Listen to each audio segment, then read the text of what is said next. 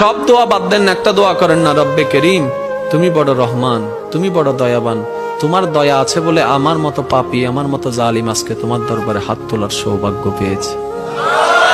আল্লাহর কাছে সবসময় দোয়া করতে হবে পজিটিভ, নেগেটিভ কোন দোয়া আল্লাহর কাছে করা যাবে। ইসলাম কি শিখাচ্ছে জানেন? ইসলাম বলে দুশমনের জন্য বদদোয়া করিও না, বরং দুশমনের জন্য তুমি আল্লাহর কাছে দোয়া করো। কিভাবে দোয়া করবা? তুমি রব্বে করিমের দরবারে যখনই হাত তুলবা, নিজের কথা আগে বলবা না, পরের কথা বলবা। আল্লাহ অমুকের দোয়া কবুল করো, অমুকের দোয়া কবুল করো, অমুককে জান্নাত দাও, অমুকের গুনাহ মাফ করে দাও, অমুককে মাফ করে দাও, অমুককে মাফ করে দাও, অমুককে মাফ করে দাও, অমুককে কবুল করে নাও, অমুকের রিজিকে বরকত দান করো। আল্লাহ আমার শত্রুকে সম্পদ আরো বাড়ায় দাও। যখন এই দোয়াটা উপরের দিকে যাবে, রব্বে করিম বলবে, কিরে ফেরেশতা, সে বান্দা নিজের জন্য কিছু বলল না, সব তো পরের জন্য বলল। ফেরেশতা বলবে, আল্লাহ এই বান্দা শুনেছে, তুমি নাকি তার উপর খুশি হয়ে যাও। যে বান্দা অন্যের জন্য ভালো চাই, তুমি নাকি তার